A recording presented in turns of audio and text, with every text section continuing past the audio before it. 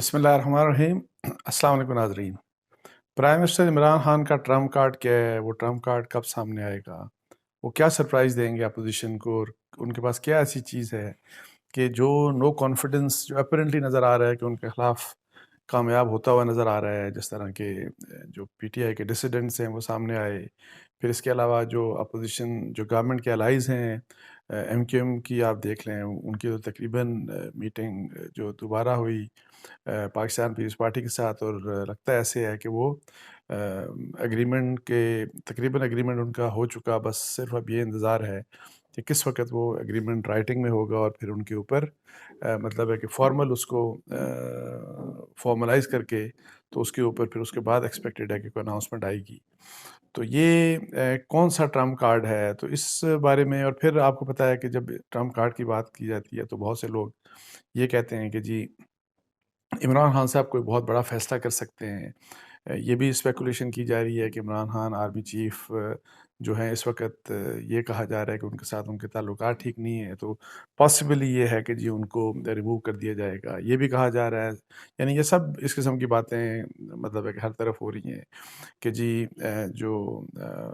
Corps commander Peshawar ہیں، جو former D G I S I ہیں، جنرل فیض حمید، کہ جی ان کی اپوائنٹمنٹ کر سکتے ہیں۔ اس کے علاوہ ایکسٹینشن کے اوپر بھی باتیں ہو رہی ہیں کہ جی کیا وہ ایکسٹینشن دے سکتے ہیں کہ نہیں دے سکتے۔ سو ہر قسم کی جتنے منہ اتنی باتیں، اس طرح کی باتیں ہو رہی ہیں۔ تو اس بارے میں چونکہ ظاہر ہے یہ ایک ایسی بات ہے کہ آپ اسپیکولیشن کو جتنا مرضی آپ اسپیکولیٹ کرتے ہیں یا اس طرح کی باتیں، تو کوئی اینڈ نہیں ہوتا، اور جب تک آپ کسی ذمہ دار سے اس کا جواب نہ مانگیں یا اس کے بارے میں آپ تفصیل نہ مانگیں کہ جی حقیقت کیا ہے، تو اس وقت تک پتہ نہیں چلتا۔ تو میں نے سوچا کہ جی کیوں نہ میں حکومت سے پوچھوں۔ پھر میں نے اس سلسلے میں انفارمیشن منسٹر فواد چودھری صاحب سے کہا، میں نے کہا جی مجھے پرائم منسٹر کے آپ مجھے کائنڈلی پرائم منسٹر کے بہاف کے اوپر ان سے جو ہے یہ ان چیزوں کا مجھے جواب دیں کہ جی بہت سی اسپیکولیشن ہو رہی ہے۔ ایک ٹیلی ویژن چینل نے تو خیر یہ بھی کہا، ڈسکشن ہو رہی تھی کہ جی کیا کہ جی یہ بھی پاسبلٹی ہے کہ یہ جو اپوائنٹمنٹ ہے مطلب ہے کہ ملٹری کی کوئی ٹاپ اپوائنٹمنٹ کے بارے میں کوئی فیصلہ جو ہے وہ ہو سکتا ہے کہ 27 جو مارچ کو جلسہ ہو رہا ہے پی ٹی آئی کا، تو وہاں پہ پرائم منسٹر کوئی اناؤنسمنٹ اس قسم کی کر سکتے ہیں، جو کہ مجھے تو بڑا ویسے عجیب سا یہ لگا کہ اس قسم کی بات کیسے ہو سکتی ہے۔ لیکن اینی ہاؤ یہ سب چیزیں میں نے فواد چودھری صاحب سے ریکویسٹ کی کہ جی مجھے کم از کم اس کے اوپر آپ کوئی جواب دیں آن دا ریکارڈ، اور یعنی کہ ذمہ داری کے ساتھ، ظاہر ہے حکومت کے وزیر ہیں۔ تو اس کے اوپر انہوں نے مجھے بڑا کیٹیگوریکلی کہا کہ جتنے بھی آپ کے جو کویشچنز ہیں، یہ جو آپ ملٹری کی کہ جی اپوائنٹمنٹ ان دنوں کہ جی پرائم منسٹر کا یہ ٹرمپ کارڈ ہو سکتا ہے کہ جی آرمی چیف کے بارے میں کوئی فیصلہ کر لیں، یا وہ جنرل فیض حمید صاحب کے بارے میں کوئی فیصلہ کر لیں، یا ایکسٹینشن کے اوپر فیصلہ کر لیں، تو ان کا یہ کہنا تھا کہ یہ کویشچن سارے بڑے آکورڈ قسم کے کویشچن ہیں، اور انہوں نے کیٹیگوریکلی کہا کہ ایسا کچھ بھی نہیں ہو رہا۔ سو ان میں سے جتنی بھی چیزیں جو ملٹری سے ریلیٹڈ ہیں، جو کی اپوائنٹمنٹس ہیں، ان کے بارے میں انہوں نے کہا کہ ان کسی بھی اس قسم کی چیز کا ٹرمپ کارڈ سے نہ تو ٹرمپ کارڈ سے کوئی تعلق ہے، اور نہ ہی اس قسم کا کوئی کام ہونے جا رہا ہے، جو کہ اگر بات ہے تو میرا خیال ہے کہ اچھی بات ہے، بیکاز آلریڈی ہمارے ملک میں بڑی ٹینشنز ہیں، بڑے مسائل ہیں، تو اگر اس قسم کی بات فرض کریں پرائم منسٹر اگر کرتے ہیں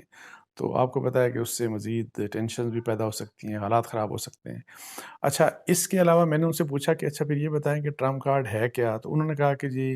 اتنا میں آپ کو بتا سکتا ہوں کہ یہ پیور ایک سیاسی ایک کوئی ایسی چیز ہے جس کو پرائم منسٹر ٹرمپ کارڈ کہتے ہیں، اور پھر اس کو جو بھی وہ کہتے ہیں کہ جب سامنے لے کے آئیں گے یا سرپرائز کے طور کے اوپر سامنے لے کے آئیں گے۔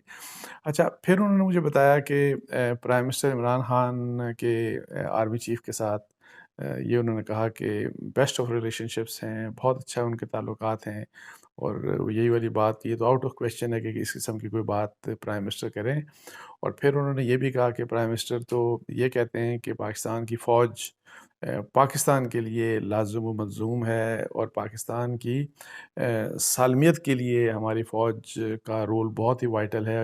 یہ وہ انسٹیٹیوشن ہے، یہ وہ ادارہ ہے جو کہ پاکستان کی اسٹرینتھ کا ریزن ہے۔ اچھا، پھر اس قسم کی بات بھی انہوں نے کی کہ اگر فرض کریں کہ فوج ویکن ہوتی ہے یا فوج کو اگر آپ مائنس کر دیں تو پاکستان تو اپنی اس حالت میں قائم بھی نہیں رہ سکتا. یہ انہوں نے وزیر اعظم عمران خان صاحب کو کوٹ کیا اور مجھے بتایا کہ ان کا تو خیر یہ ویو پوائنٹ ہے. تو اس لیے جس قسم کی وہ کہتے ہیں کہ عمران خان صاحب کانسپریسی والے مطلب سازشی آدمی نہیں ہیں، وہ اس قسم کی سازش نہ کرتے ہیں، نہ اس ایسی سازش کے اوپر بلیو کرتے ہیں. اچھا ناظرین، میں آپ کو ایک بات بتا دوں کیونکہ بہت سے لوگوں کو میں نے دیکھا ہے کہ اپنی پارٹی ایفیلیشنز کی بنا کے اوپر وہ ان مسائل کے اوپر فرض کریں جب اسٹیبلشمنٹ کی بات آتی ہے، اور پہلے ہم نے پی ایم ایل این کو دیکھا اور ابھی ریسنٹ پاس میں ہم نے پی ٹی آئی کے لوگوں کو بھی دیکھا کہ کس طریقے سے ظاہر ہے جب ان کو لگتا ہے کہ ہم ان کی پارٹی یا ان کی پارٹی لیڈر کے متعلق ان کو جب یہ فیل ہوتا ہے کہ شاید فوج کا اتنا اچھا مطلب ہے کہ رویہ نہیں، یا وہ سمجھتے ہیں کہ فوج کوئی ان کے خلاف مبینہ طور کے اوپر کوئی سازش کر رہی ہے، تو then they tend to attack the institution. Army کو اٹیک کرتے ہیں. اور یہ ہم نے پی ایم ایل این کو بھی دیکھا اور یہ ہم نے پی ٹی آئی کو بھی دیکھا. سب پارٹیاں کرتی ہیں. ہم نے ہر پاکستان پیپلز پارٹی کو بھی دیکھا، لیکن پریسائسلی اس وقت زیادہ ہم پی ایم ایل این اور پی ٹی آئی کی بات کر رہے ہیں. اچھا، جب اس طرح کی بات ہوتی ہے تو پھر میں وہی ہمیشہ کہتا ہوں کہ یہ ایک اندھی تقلید والی بات ہوتی ہے کہ آپ جائز اور ناجائز کو نہیں دیکھتے. اور پہلی بات تو یہ ہے کہ میں آپ کو پہلے بھی میں کہہ چکا ہوں کہ دیکھیں، چونکہ اپوزیشن کے لوگوں سے میری بات ہوئی اور آج بھی میں آپ کو کل بھی بات ہوئی، تو میں آپ کو بتاؤں کہ جو ان سے بات جب ہوتی ہے مجھے بالکل بڑا کلیئرلی جو ایک بات مجھے کنوے ہوتی ہے کہ یہ چیز جو آلدو کہ عمران خان صاحب کو وہ شور ہیں، وہ شور ہوتے ہیں کہ جی ہم یہ اب ان کی حکومت قائم نہیں رہ سکتی، لیکن جو بات خود بتاتے ہیں اور وہ یہ ہے کہ جس طرح سے ان کو ریموو کیا جا رہا ہے وہ طریقہ وہ ایک انفیئر طریقہ ہے. اور اس چیز کو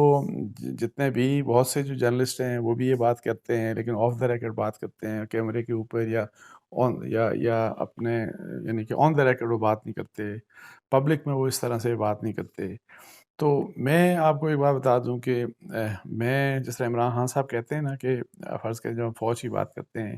کہ ایز این انسٹیٹیوشن فوج پاکستان کے لیے وائٹل ہے، اور میں یہ بالکل سمجھتا ہوں کہ فوج پاکستان کے لیے بہت لازم و ملزوم ہے. اور یہ کہ فوج پھر پاکستان ایک نیوکلیر اسٹیٹ ہے، اور پھر جس قسم کے ہمیں چیلنجز کا سامنا ہے، اور ان حالات میں